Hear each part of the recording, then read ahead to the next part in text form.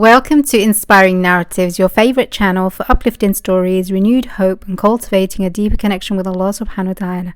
Discover with me how turning to Allah can lead you to amazing changes in your life. Assalamu alaikum wa rahmatullahi wa barakatuh. We are back with another uplifting story that will, by the grace of Allah, strengthen your faith and renew your hope, inshallah. Let's start by sending peace and blessings on our beloved Prophet Muhammad sallallahu alaihi wasallam. Say it with me. Allahumma salli wa sallim wa barik ala Sayyidina Muhammad wa ala alihi wa sahbihi ajma'in. Get yourself your favorite drink, get comfortable, and let's get started with our story. The lady of this story says, I went abroad at a young age, at just 17. I studied, worked, but from that age my prayer beads were always with me. I'd start with 100 beads, then 100 more, threading them myself until I made 1,000. Allah subhanahu wa ta'ala would send me provisions in unexpected ways, all while I didn't understand why, not fully aware of the impact of Istighfar. Since I was 14, I've loved Allah subhanahu wa ta'ala deeply. Allah subhanahu wa ta'ala blessed me with an incredibly comfortable and rich life beyond anything anyone could imagine. Those prayer beads never left my hand. I'd be with people and they'd ask me what I was doing, and I'd be quietly seeking forgiveness from Allah subhanahu wa ta'ala.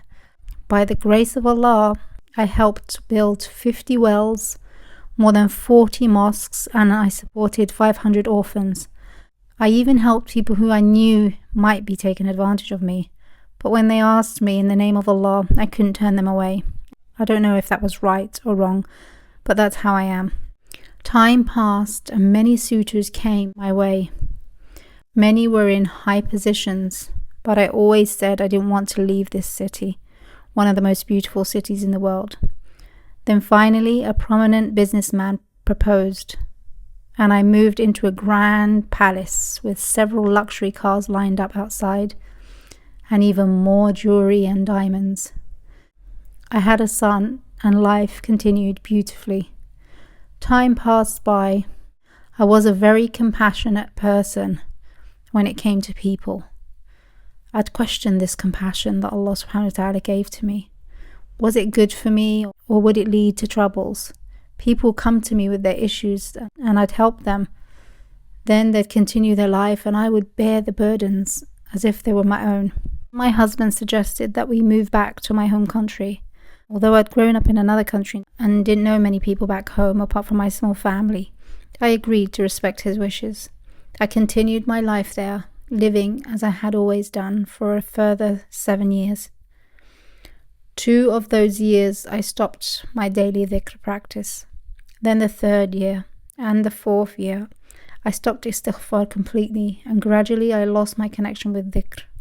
For years I drifted away from my practices without even knowing why.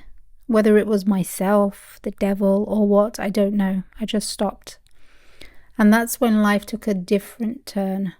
My wealth began to disappear. Instead of a beachfront villa, we had to move to a farm.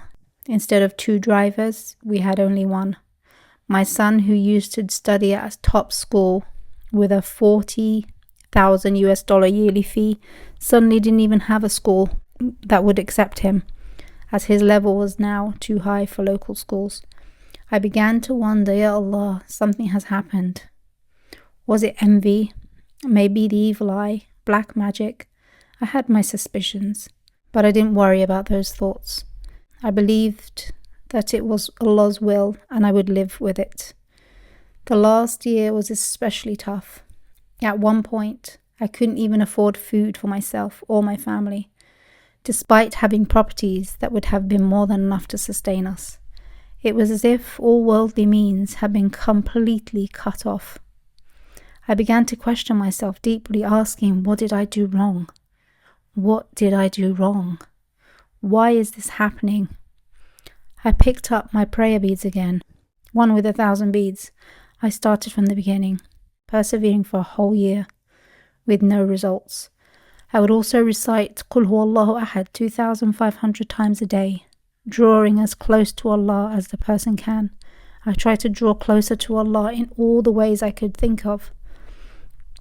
They told me to be patient, and I was patient, and so I waited. and waited. At one point, the guard who worked at my house started bringing us leftovers from his own home if they had extra food. If they didn't, we'd be okay with just bread and water, though sometimes even bread wasn't available. I sold all my jewelry, piece by piece, over 5 years. Watches that had cost us $60,000 or $70,000, selling them for just $5,000, simply to put food on the table for my family. One day I decided to sell one of my remaining villas, but everyone said it would never sell due to the market conditions and other issues. I told the broker, I'm asking you to sell it, leave it in the hands of Allah. He laughed at me and said, you'll need $16,000 for just paperwork alone if anyone decides to buy. I told him, don't worry, just leave it to Allah.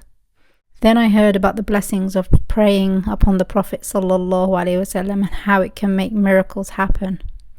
I started reciting salawat, blessings upon the Prophet, 100,000 times every few days, and by the grace of Allah, a buyer appeared, as if perfectly tailored to my needs.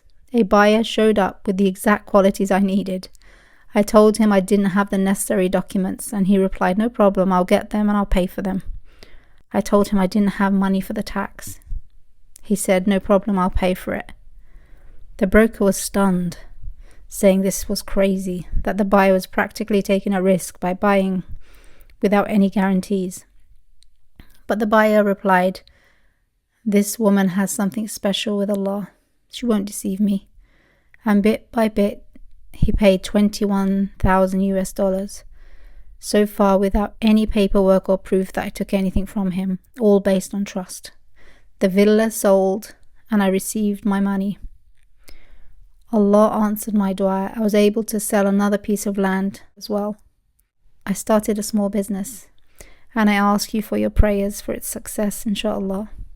May Allah bless her business and grant her so much success, inshallah. This story contains so much more, including my battles with health. I even had a stroke once, but I kept smiling. They told me I would die. I told my doctor I wasn't afraid of death. I went to Mecca for a week, and when I returned, I felt completely healed, as if nothing had happened. My doctor was shocked by my recovery. The power of dua is incredible. Make dua and dhikr a part of your daily routine. Subhanallah, Allah blessed her and gave her so much, then tested her, and then again blessed her. We are constantly surrounded by Allah's blessings and mercy. And truly the salawat upon our beloved Prophet Muhammad ﷺ works wonders. It's miraculous. This salawat makes miracles happen, I swear by it. Praise be to Allah. He always reminds us to stay close to Him, even if the trials become severe. When you turn to Allah subhanahu wa ta'ala, don't ever turn away again. You have to remain steadfast no matter how hard the test. She goes on and says, in that year, the temptations were intense. I was offered huge sums through impermissible means, but I refused. I was even offered vast fortunes under conditions that required me to abandon my values, like removing my hijab or engaging in an unofficial marriage just to access someone's wealth. I refused each offer, remaining patient. I hope my story brings comfort and helps those who need to stay firm in their faith, even when it seems impossible. We have no one but Allah, and the path to Him is our only true path. May Allah bless our sister more and more. Ameen ya Rabbil Alameen. So never stop making dua and dhikr. These beautiful practices are profound blessings in our lives, and they have the power to bring about incredible transformation. This brings us to the end of this video. I hope you enjoyed this story. I'd love to hear your thoughts, so do leave a comment below. I'll see you in the next video. Assalamu alaikum wa rahmatullahi wa barakatuh.